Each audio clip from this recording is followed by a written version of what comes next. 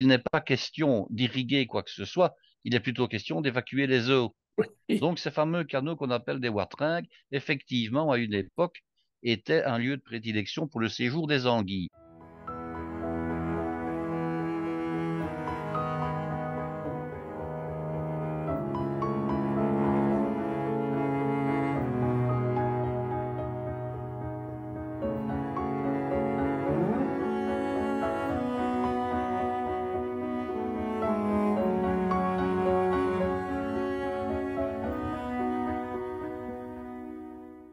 Chers amis, bonsoir, bonsoir Guy.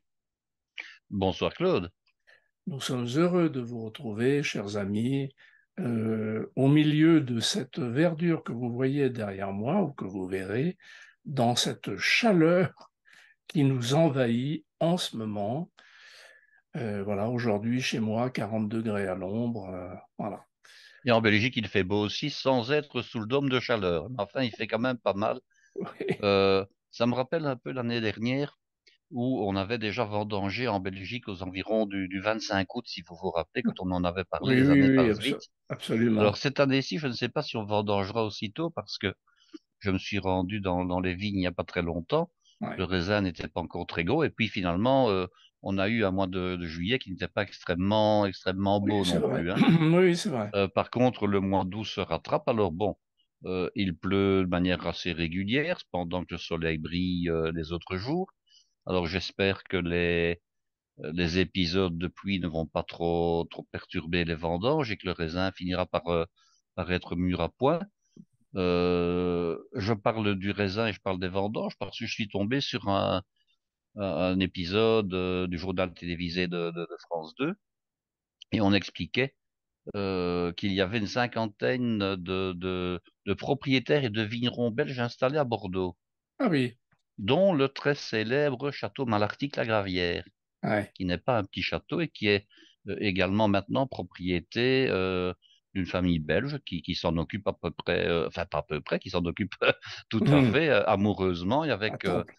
avec beaucoup je dirais, de professionnalisme évidemment, mais le personnel, sans doute que le personnel est Ouais. resté, disons, du coin. Comme Hum. quoi que le vignoble s'internationalise de plus en plus Ah oui. et que malgré le fait qu'on pense arracher entre un quart et un tiers du vignoble bordelais, ce qui est quand même un petit peu paradoxal, Hum. l'autre évolution, c'est que maintenant, Bordeaux fait de plus en plus de vins mousseux, donc de vins, disons, de type crément, Ouais. méthode traditionnelle, parce que on se rend compte que le crément et les mousseux en général sont des vins qui sont extrêmement populaires. Alors on a moins envie de boire, peut-être à cause du réchauffement climatique d'ailleurs, on a de moins envie de moins en moins envie de boire des vins rouges. Le vin rouge traditionnel, qui est quand même un vin d'accompagnement de repas. Le vin rouge Oui. n'est pas ce qu'on appellera un vin de soif, en fait, hein. Ah oui, Ce ça n'est pas non plus absolument. un Non. vin de Sinon, convivialité dans le sens, il y a un pote qui passe, tiens, on boirait bien un verre de vin. Oui, non. on boirait Surtout peut-être pas un à verre de Bordeaux. vin rouge, Oui. peut-être plutôt vers l'automne, l'hiver. Mais Oui, oui, pendant oui. toute la bonne saison, on va plutôt aller chercher une bouteille de vin blanc et qui plus est, tout ce qui mousse, tout ce qui pétille est plus rafraîchissant que les vins blancs trop capiteux, trop riches et trop lourds. Oui, Donc, oui. je pense qu'une Absolument. des solutions pour les vignerons, y compris les vignerons bordelais, c'est de changer un petit peu leur orientation Hum. commerciale. Je dis pas qu'il faut faire ça à Saint-Émilion ou à Pomerol, évidemment, hein, ou dans le Médoc, mais là où on peut le faire, c'est de produire des vins pétillants, des vins de type crément, puisque on en produisait déjà un petit peu, hein, mais enfin d'accentuer cette production, puisque là, il y a des débouchés.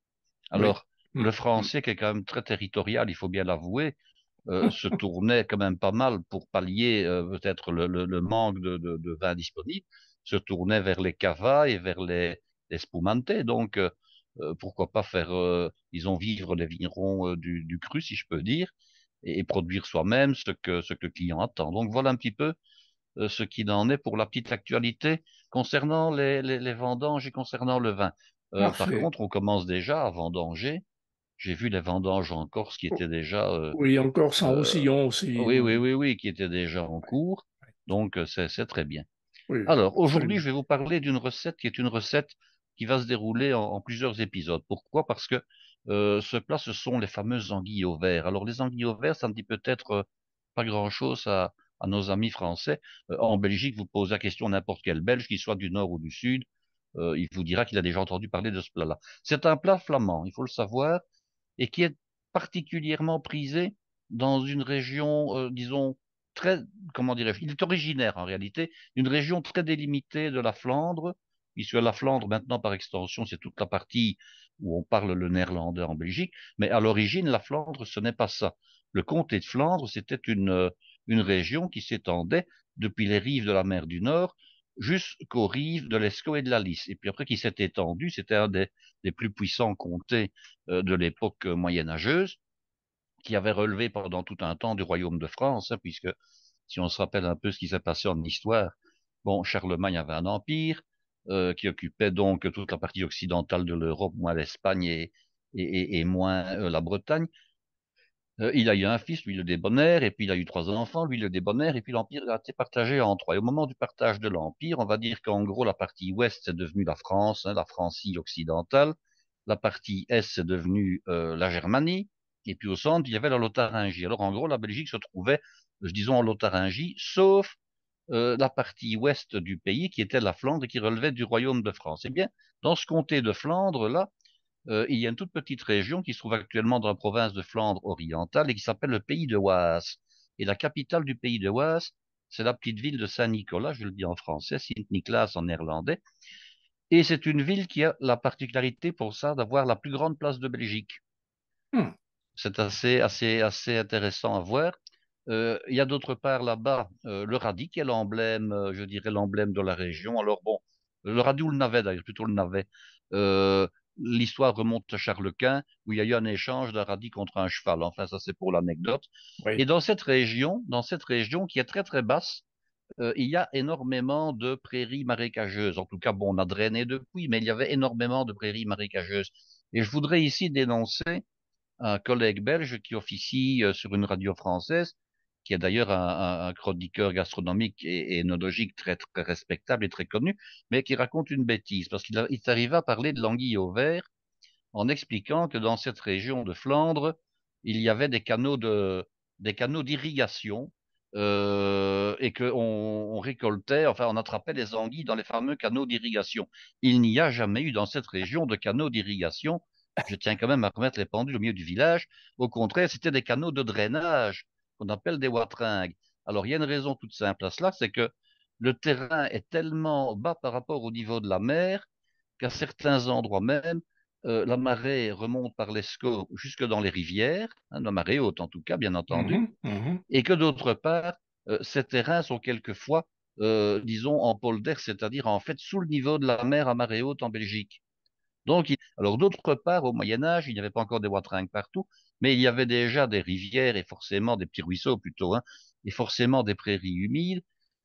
Et dans les prairies humides, qu'est-ce qu'on trouvait? On trouvait les anguilles.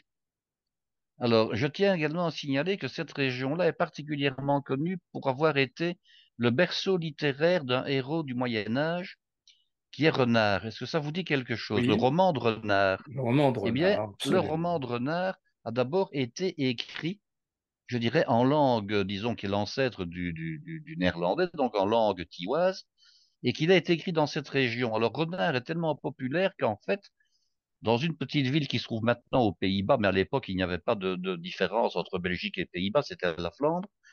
Il y a un monument qui a été érigé en l'honneur de Renard. Alors, on voit Renard dans une posture, disons, d'allégeance vis-à-vis du roi, de Noble le Lion, qui se trouve, disons, lui représenté dans la pierre, et Renard a une statue en cuivre, comme ça se trouve à Ulst. Donc, toute cette région-là est baignée par ce folklore, et si vous vous rappelez un des épisodes, je dirais, du fameux Renard, il y a un épisode qui s'appelle Les Anguilles, justement.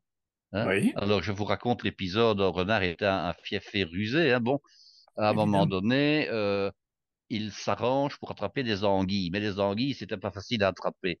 Et alors, il voit passer un marchand, hein, deux marchands en carriole, avec des tonneaux remplis d'anguilles. Alors, qu'est-ce qu'il fait? Eh ben, il décide de faire le mort sur le chemin. Alors, les deux marchands d'anguilles s'arrêtent, évidemment, en disant, ah, voilà un goupil, il est certainement mort, nous allons le ramasser, on va le mettre derrière dans le chariot, et on revendra sa peau au marché pour les dames se faire une fourrure, évidemment, hein. Mhm. Donc, Renard joue l'inerte, il joue le mort. Les marchands s'emparent de Renard, le mettent dans la carriole derrière, où il y a les fameux tonneaux remplis d'anguilles. Alors, évidemment, comme Renard jouait la comédie, ben, il attrape plein d'anguilles et puis il s'enfuit avec, et les marchands sont éberlués de voir que c'était une ruse. Bon, voilà pour l'histoire. Alors, les anguilles sont tellement populaires dans ce coin-là, et ce depuis le Moyen Âge, qu'on les traitait entre guillemets, au vert. Alors, qu'est-ce que ça veut dire au vert? Eh bien, les personnes qui cuisinaient, que ce soit les ménagères ou que ce soit éventuellement dans les châteaux, euh, utilisaient tout ce qu'ils trouvaient à disposition. Parce qu'on était aussi dans une époque où on essayait de vivre en autarcie et qu'on n'importait pas des choses venant, surtout Oui, si on n'avait pas des moyens, venant de trop loin. Alors, qu'est-ce qu'on absolument. trouvait dans les prairies, je dirais, où on attrapait les anguilles? Ben, on trouvait du cresson, entre autres, du cresson sauvage. Et alors, le long des chemins, qu'est-ce qu'on trouvait? On trouvait de l'ortie. Et puis, dans les jardins, il y avait de la sauge. Donc, on a d'abord utilisé toutes ces herbes-là pour réaliser la fameuse sauce des anguilles au vert. Alors, je vais évidemment vous parler de toutes les herbes qui composent les anguilles au vert et vous expliquer en gros quelle est la recette. Mais je ne vous la donnerai pas de manière précise, ça fera l'objet d'un autre épisode. Donc, on réalise en fait une cuisson d'anguilles coupées en morceaux. Bien sûr, les anguilles sont nettoyées et on accompagne ça d'une sauce dans laquelle on met plein d'herbes, un maximum d'herbes, si possible indigènes. Alors, sur le plateau que vous avez là, vous avez toute une série d'herbes que j'ai utilisées pour faire la préparation des herbes en mise en place. Alors, ça m'a été Mhm. expliqué par un vieux chef à l'époque où je travaillais sur Bruxelles, qui réalisait encore lui-même ses herbes pour anguilles. Alors, on trouve dans le commerce les herbes pour anguilles de manière lyophilisée. Et quand vous regardez une recette anguille au vert sur Internet, on ne vous parle que de trois, quatre herbes, pas plus, Oui, cinq éventuellement. oui, Ici, j'en ai mis une vingtaine et je vais vous dire un peu lesquelles. Hein, on en a discuté avant oui, l'enregistrement, donc absolument. je vous ai Je mets, donné toute la liste, Claude. Il y avait oui. des herbes que j'avais à ma disposition direct parce que je les avais dans mes bacs de culture, donc c'était facile. Et puis j'en ai quand même acheté quelques-unes pour dire avoir un complément. Alors, il y a des herbes authentiques d'origine, et puis la recette a évolué et on peut mettre des herbes qui ne sont plus, je dirais, autochtones ou indigènes, et on peut Mhm. un petit peu Mhm. modifier. Alors, une herbe qui est la plus importante et qui est incontournable et qui doit être majoritaire, c'est l'oseille. Hein, D'accord. alors l'oseille, qui est très connue de nos amis gastronomes français, puisque cette herbe entre dans la préparation du saumon à Du l'oseille des frères fameux Trois Gros, saumon le fameux voilà, des frères saumon à trois l'oseille. gros. Donc, Hein. il y a de l'oseille qui doit vraiment être majoritaire. Et Oui, la deuxième herbe, qui n'est pas la plus facile à trouver quand on habite en ville, mais qu'on trouve très facilement à la campagne, ce sont des orties. oui, Alors, des grandes orties, pas la petite ortie, la grande oui, oui, la ortie. grande. Oui. La grande ortie. Alors, quelques mots concernant la sauge, parce que ça pourrait intéresser nos amis. Quand on veut cultiver la sauge chez soi, pas la sauge, pardon, l'oseille, pardon, c'est très facile. C'est très facile parce que ça pousse facilement, Oui, on la je plante. confirme. Il n'y a qu'une chose qu'il faut savoir, c'est qu'elle a la mauvaise intention qui soit envers les autres plantes. J'étais étonné, c'est que dans le bac de culture où je l'avais mis, j'avais mis du pourpier, j'avais mis également je dirais de la roquette japonaise, j'ai mis d'autres choses, et j'ai vu toutes ces herbes-là dépérir progressivement. Ces herbes-là mouraient. Et je me dis, mais c'est pas normal, je les arrose, il y a de l'engrais, il y a eu du fumier, enfin tout va pour le mieux. Comment ça se fait que la sauge, elle croît et elle embellit tous les jours, et tout le reste est en train de dépérir. Hein, c'est d'abord devenu gris, et puis c'est mort, voilà. Et alors, je suis un petit peu allé voir sur Internet ce qu'on disait, et il se fait que la sauge envoie par ses racines des toxines dans le sol L'oseille, qui tuent les l'oseille, autres. l'oseille. L'oseille, pardon, Oui. envoie des toxines par ses racines dans le sol qui vont la propriété de tuer les autres herbes pour qu'elles Mhm. se réservent, elles, un maximum de place. Donc, celui qui voudrait cultiver de l'oseille, je l'invite tout simplement à la mettre seule dans un bac et à ne pas lui donner de voisines parce qu'elle ne supporte pas les voisines. Mais la sauge, cependant, est la plante qui doit être majoritaire. Alors, l'ortie, L- l- pourquoi? Ben Oui, parce que l'ortie, évidemment, c'était une herbe qu'on trouvait dans tous les chemins, dans tous les fossés, qu'on trouve encore d'ailleurs dans tous les chemins, dans tous les fossés, et qu'il suffisait tout simplement de ramasser en rentrant chez soi. Donc, l'ortie est la deuxième herbe prépondérante.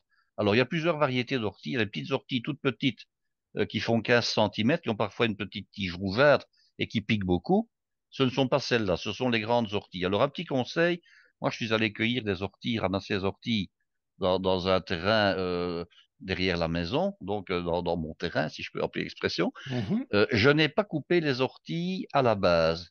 Je les ai coupées à peu près à mi-hauteur pour avoir la partie où les feuilles sont les plus jeunes et les plus tendres, hein, en Oui, principe. ben, Ça, c'est même une la première tête, règle. même la tête, à Oui, 10 oui. centimètres, 10 centimètres, quoi. Oui, mais j'ai coupé, disons, parce que l'ortie est grande, hein. L'ortie, elle Oui, fait presque 1 mètre facilement quand oui, elle est oui, tout à adulte, hein. fait, oui, c'est Donc, vrai. j'ai coupé, disons, la moitié supérieure. Et Ouais. alors, d'autre part, si nos amis ont l'intention d'aller récolter des orties eux-mêmes, c'est une sage précaution parce que ça évite que des animaux comme les renards, justement, puissent aller uriner sur la base des orties, Absolument. hein. Alors, on choisit un endroit pour récolter les orties dont on est sûr de la qualité du terrain. Pourquoi?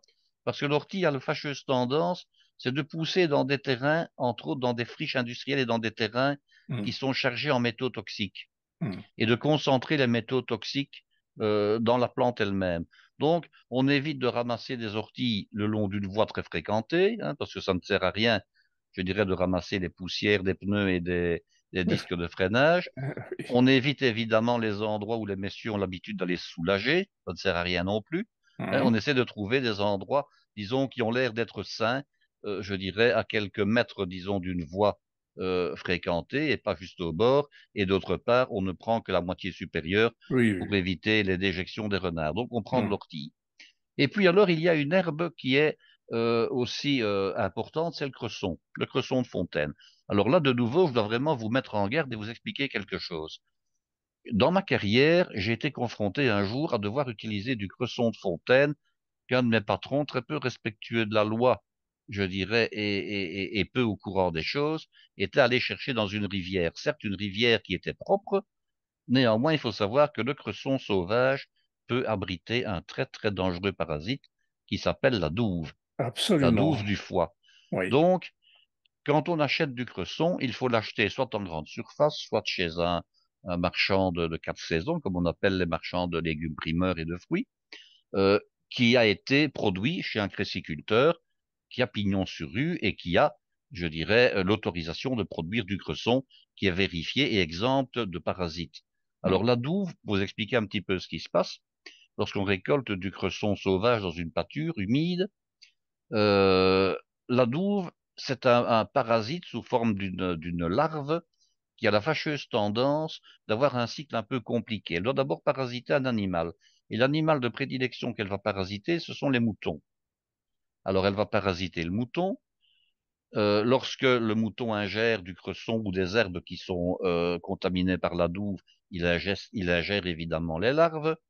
Les larves ont la particularité de traverser les intestins chez le mouton et d'aller se loger dans le foie. Alors là, elles vont évidemment prospérer. Elles vont se nourrir à la fois du sang et du tissu, je dirais, du foie de l'animal. Lorsqu'elles ont acquis leur maturité, elles vont prendre les canaux biliaires et elles vont sortir avec la bile par l'intestin et par les déjections. Et elles vont se retrouver de nouveau dans le champ.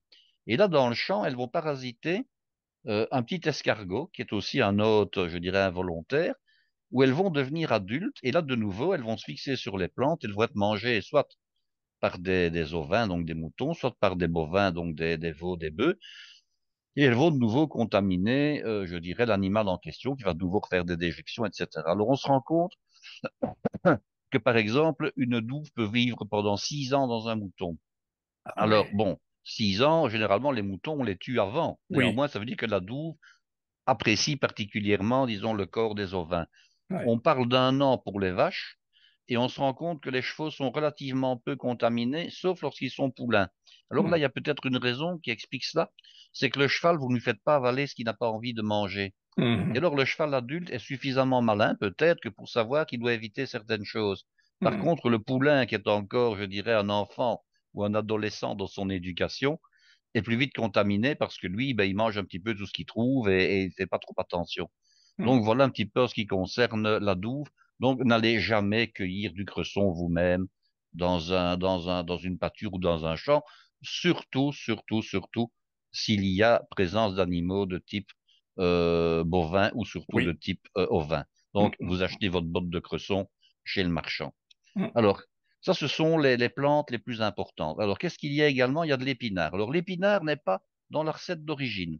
Mais par contre, l'épinard, il va donner du volume, il va donner de la quantité, et il va surtout donner une belle couleur verte à votre préparation ultérieure. Donc, des épinards, il n'y a pas de problème. Moi, j'en ai mis l'équivalent d'un sac, c'est-à-dire, c'est un sac de 450 grammes pour la Mhm. quantité que j'ai réalisée.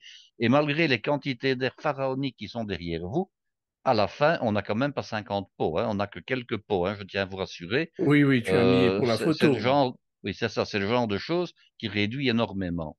Alors, il y a des herbes qui sont un peu plus anecdotiques, évidemment, qu'on va mettre, mais en quantité nettement moindre. Vous avez la menthe. Alors, la menthe, on peut mettre une seule variété de menthe, mais on peut aussi en mettre deux ou trois si on en a à disposition. Et Ouais. comme la menthe, dans un jardin, ça prolifère, je dirais de manière un peu incontrôlée, ça lui Anarchique. fait du anarchique, ça lui fait du bien d'être un petit peu retaillé. Donc, Mhm. vous mettez de la menthe, je dirais de la menthe douce, de la menthe piquante, de la menthe poivrée, de la menthe poilue. Enfin, vous mettez toutes les menthes que vous voulez.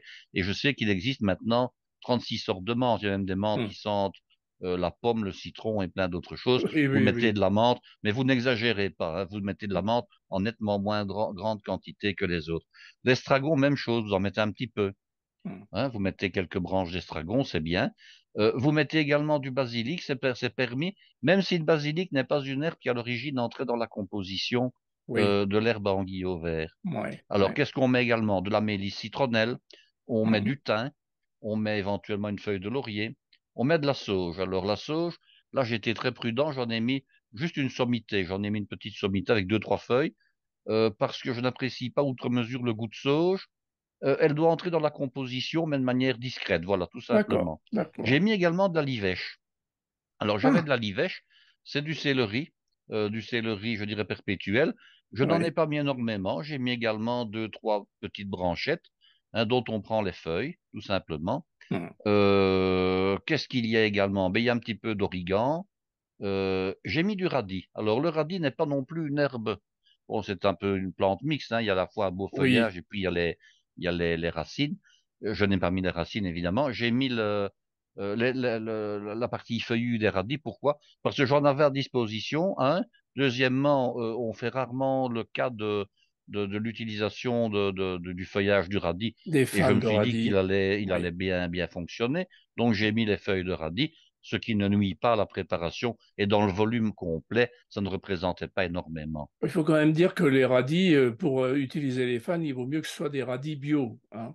Oui, c'est mieux Ah, évidemment, hein. absolument, il faut C'est le mieux. Bon, souligner. ici, ce Oui, sont des radis que j'avais achetés dans le commerce. Je ne les ai pas oui, produits moi-même, mais enfin, oui, oui. je dirais que la quantité n'est pas non Oui, plus bon, extraordinaire, hein. d'accord, d'accord.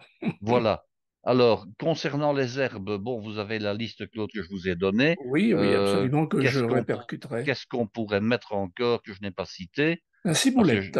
la ciboulette, voilà, la ciboulette, bon, on en met un petit peu. Il y a le persil et le cerfeuil aussi que j'allais oublier. Oui, je vois Bon, le persil là, j'allais oui, te oui. dire. Alors, le persil, là, j'ai pris du persil plat et j'ai Oui, mis l'équivalent d'une botte complète, tout je vois. simplement. J'ai mis une Oui, botte complète de persil plat. oui, oui. Et alors, le cerfeuil, j'avais acheté un bac de cerfeuil. J'ai mis l'entièreté du bac également. Hmm. Alors, j'ai réalisé tout ça chez une amie qui était étonnée en me disant, mais qu'est-ce qu'on va faire avec tout ça? Et puis, elle a été étonnée, c'est de voir qu'une fois que tout ça était préparé, ben, il ne restait pas grand-chose, hein. Oui, Parce que les herbes, une fois qu'elles sont cuites, il ne reste pas grand-chose. tout à Alors, fait. comment Alors, fait-on pour la préparer tout ça? préparation. La Oui, préparation. Ben, d'abord, il faut les laver, évidemment. Alors, on les lave une à une, et j'ai préparé une casserole d'eau que j'ai fait bouillir, une casserole avec tout simplement 2 litres d'eau. Il n'y a pas besoin de faire bouillir une casserole de 20 litres, hein, parce que je cuis les choses séparément, en fait. hmm, Alors, on commence dans l'ordre qu'on veut, mais il y a des choses qui sont plutôt tendres à cuire, des choses qui sont plutôt dures. D'abord, il convient, c'est de trier les plantes en fonction du fait qu'elles sont sur branches ou pas. hmm. Alors, d'abord les feuilles, et ensuite les tiges et les queues qui sont cuites à part après avoir été émincées finement. Donc, j'ai par exemple cuit tous les épinards en une seule fois. J'ai cuit l'oseille en une seule fois. Là, je n'ai pas enlevé les queues. Par contre, pour ce qui est du persil, j'ai pris les feuilles et les queues, je les ai cuites à part séparément avec d'autres tiges, d'autres plantes. La livèche, j'ai fait la même chose. J'ai d'abord pris les feuilles et ensuite j'ai gardé les queues pour les cuire, entre autres avec les queues du persil. Hmm. Le basilic, j'ai fait la même chose. Le cerfeuil, j'ai cuit tout en une fois, hein. Mais je n'ai pas cuit ça avec d'autres herbes. Je les ai cuits, j'ai cuit le cerfeuil séparément. Séparément, C'est-à-dire oui. qu'en fait, je l'ai plongé dans l'eau qui était revenue à ébullition. Je l'ai laissé 2, 3 minutes et puis je l'ai enlevé à l'araignée. Et toutes ces herbes-là, je les ai mises en fait à égoutter dans une passoire. Et Oui. quand vous avez poché toutes vos herbes, vous vous rendez compte que le volume résiduel est devenu très très faible. Oui. Vous n'avez plus que un cinquième ou un sixième du volume du départ, tout Oui. simplement. Oui. Donc, j'ai poché toutes les herbes, je les ai ensuite laissées s'égoutter un peu, et puis il convient de les mixer. Alors là, vous n'avez pas trop le choix. Il vous faut le secours d'un mixeur électrique. Pourquoi? Parce que vous pouvez très bien le faire à la main, hein, mais alors ça devient un travail de bénédictin. Il faut Oui. reconnaître qu'anciennement, quand les mixeurs n'existaient pas, on utilisait le pilon, hein. On prenait un gros pilon en métal, hein, en forme de cloche renversée, avec le manche du pilon, hein, et on écrasait tout ça en purée, en purée, en purée, et puis on passait tout ça au tamis de crin. Alors ici, une fois que ça a été mixé, j'ai utilisé le bon vieux passe-vite, hein, de chez Moulinex et autres marques similaires. Alors j'avais commencé par mettre une grille fine. Il y avait 3 sortes de grilles, la plus fine à la plus grosse. Et après quelques instants, surtout à cause, par exemple, des fibres d'ortie, hein, qui sont extrêmement fibreuses, j'avais tous mes trous qui étaient bouchés. Donc, Oui. je me suis rendu compte qu'il fallait prendre, et ça ne change rien au résultat final, hein, qu'il fallait prendre donc la grille la plus grosse, hein. Donc, j'ai passé, après avoir mixé tout ça et cutérisé, j'ai passé l'ensemble des herbes avec cette petite passoire mécanique, je vais dire, hein. Mhm. Alors, Mhm. quand je travaillais, on passait ça non pas à la passoire mécanique, mais bien au tamis sur une table, hein, sur un bac, et on récupérait, je dirais, Le la jus. pulpe d'herbe, Oui. la pulpe, Oui. parce que c'est une pulpe en réalité, hein, Oui. Oui. Oui. par le dessous. Mais ça revient exactement au même de le faire avec un passe-vite. Bon, ça Mhm. prend un peu de temps. Mhm. Alors, une fois que c'est fait, vous récupérez toute cette purée et vous l'homogénéisez. Alors, il faut aller très loin dans la récupération, dans le sens où il ne vous faut à la fin que rester avec l'équivalent d'une grosse tasse de fibres, hein, Mhm. qui, elles, ne peuvent pas du tout être passées et qui ne contiennent plus rien. Toute la pulpe utilisable a été extraite, hein. Mhm. Mhm. Donc, vous jetez les Oui. fibres, évidemment, elles ne vous Oui. servent à rien. Oui. Et puis, vous homogénéisez, je dirais, l'ensemble de votre purée d'herbe, hein. Mhm. Finalement, vous Qu'est-ce que mélangez ça veut dire, convenablement. qu'est-ce que ça veut dire quand tu dis il faut homogénéiser Mais la... c'est-à-dire que comme vous avez passé, par exemple, l'oseille, et puis le cresson, et puis les épinards, et puis le persil, dans votre bac de récupération, ce n'est pas homogène. Vous Oui, avez des bien sûr, strates qui sont faites avec, je absolument, dirais, la pulpe des diverses herbes que vous tout à avez passées fait, successivement. oui. Donc, il faut homogénéiser pour que ce soit... Mais euh, ça veut dire quoi? Ça veut dire quoi? mais ça veut dire qu'on prend un fouet ou une cuillère en bois et puis on tourne dedans, histoire de bien mélanger Voilà, d'accord. tous les composants les uns avec les autres, de Oui, manière à avoir, je dirais, le même goût, une uniformité de goût, parce que l'ensemble pardon, des différents parfums aura été mélangé avec l'ensemble, disons, des autres parfums, nous de sommes sorte que d'accord. ce sera quelque chose qui sera non pas neutre, mais qui sera, je dirais, similaire en tout point. Oui. Et puis, il y a plusieurs possibilités. Soit on garde ces herbes-là, bon, quand je travaillais, ça se gardait au réfrigérateur et puis on l'utilisait assez rapidement, mais ça n'a pas une faculté à se garder pendant des semaines et des mois. Oui, oui, oui. Donc, soit que vous mettez ça dans des petits pots que vous allez congeler. Alors, l'idéal, évidemment, si on fait ça de manière professionnelle, on en fait de très grandes quantités, on utilise un cutter de type Robocoupe professionnel, etc. Quand on fait ça pour soi, ben, on en fait une fois par an et encore, hein. Je dirais Hmm. que on peut faire ça pour des parents, des amis, le voisinage, la quantité que j'ai fait là, hein. Donc, on prépare des petits pots, soit qu'on va congeler, des petits pots en plastique. Alors, vous pouvez, selon la taille de votre ménage, faire des petits pots de 2, de 4, de 6 personnes, de 8 personnes, ou bien vous stérilisez. Et moi, j'ai choisi l'option de la stérilisation parce que Mhm. l'ami chez qui je me trouvais a justement une marmite à stériliser. J'en ai une également, mais c'est chez elle qu'on l'a fait. Alors, j'ai acheté des petits bocaux. Là, il y avait des bocaux d'un décilitre, des bocaux d'un décilitre 120, d'un décilitre 25. Et alors, il y en avait d'autres de 250 millilitres. Donc, j'en ai fait d'un peu toutes les variétés. Ce qui veut dire que de petits bocals de du style un décilitre, ben, vous l'avez pour 2 à 4 personnes et les autres un petit peu, disons, pour un peu plus tout simplement. Et ça, c'est l'idéal. Vous stérilisez. Alors, la méthode pour stériliser, vous ne remplissez pas le bocal, je dirais, jusqu'au sommet, jusqu'au Oui. bout. Vous laissez un petit centimètre de différence entre le niveau atteint par la pulpe et le niveau, je dirais, supérieur où vous mettez le bouchon. Vous serrez bien le bouchon. Ici, ce sont des bocaux de type bocaux à confiture. Donc, ce ne sont pas des bocaux avec une lanière en caoutchouc Mm. et des clips, hein. Ce ne sont pas des bouchons mécaniques.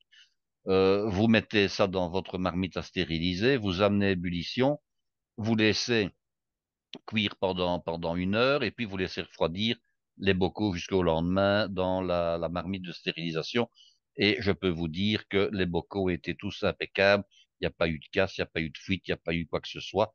Et vous avez à ce moment-là vos herbes qui restent bien vertes et qui sont utilisables pendant au moins 1 an, je vais dire tout simplement, hein. Mhm, mhm. Et alors, si vous en avez trop dans un bocal par rapport à la recette que vous faites, ben, vous pouvez toujours congeler évidemment ce qui vous reste. Alors, Oui, petite anecdote, les herbes à anguilles, vous les trouvez dans les commerces spécialisés pour les restaurateurs, également sous forme lyophilisée.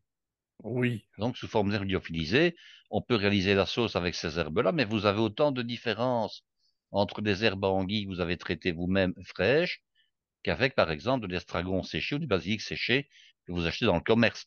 Ça sent toujours, mais ce n'est pas le même résultat, hein. Il faut oui, bien être oui, honnête. oui. Rien ne vaut le produit frais quand on peut l'avoir, et rien ne vaut le produit qu'on a pu éventuellement traiter soi-même et qu'on a pu conserver par congélation ou bien par stérilisation. Et Mm. alors, dernière remarque, c'est que ce produit-là se vend également dans les commerces spécialisés sous forme de conserve, mais ça coûte extrêmement cher pour une raison toute simple. C'est C'est du que d'abord, boulot. il faut réunir toutes ces herbes-là, Oui, ce qui n'est pas évident, hein. Donc, moi, j'avais à peu près la moitié des herbes qui étaient de ma propre production, donc c'était plus facile. Maintenant, quelqu'un qui n'en a pas ou quelqu'un qui habite en ville et qui n'a pas de jardin, s'il doit acheter tout ça, ce n'est pas donné, hein. compliqué. Une Oui, botte de chaque, plus le basilic, plus la sauge, plus le menthe, plus bon, ça vous fait quand même pas mal de choses à devoir acheter. oui, C'est pas donné. oui. OK. Donc, et alors la quantité qu'on a à la fin n'est quand même pas non plus énorme, énorme, hein. Vous Oui, n'avez oui, pas oui. des dizaines de kilos, hein. Vous avez juste quelques pots. Mais par contre, ça vaut la peine de le faire, et ça vaut surtout la peine de le faire de manière conviviale, de le faire avec 2, 3 personnes, et puis de se partager les pots, hein. On partage les frais au niveau des achats, et puis après on partage les pots de manière à ce que ce soit intéressant pour tout le monde. Très bien. Bon, ben voilà Et les recettes suivront. et voilà une belle préparation, hein, Guy. Voilà, on a déjà l'eau à la bouche pour ce qui Et va suivre. surtout que c'est le genre de préparation que vous ne verrez pas facilement sur Internet en plus. Oui, oui, oui, oui. Je veux bien Préparer des croire. herbes à anguilles, bon, il y a peut-être moyen de le voir, mais je dirais Ouais, que ouais. le faire avec des explications comme je viens de vous le donner, vous ne le verrez pas facilement sur Internet. Donc, mesdames, messieurs, cette préparation, c'est une rareté mondiale Ouais, on va que dire ça comme ça. Guy nous donne. Surtout que la recette est extrêmement, je dirais, localisée dans le pays en plus, hein. Ouais, C'est d'accord. vraiment très localisé. Donc, OK. Bon, Guy, on dit à nos amis à la prochaine pour la recette. Oui, par contre, la recette, je dois encore la réaliser pour faire les photos. Donc, Ah, d'accord. la Ce ne recette ne sera pas tout de suivra pas, suite. ce ne sera pas tout de suite, voilà. D'accord, Mais d'accord. c'est Très bien. prévu, il n'y a pas de problème, rassurez-vous. Très bien. Merci, Guy. À bientôt, Claude. À très bientôt.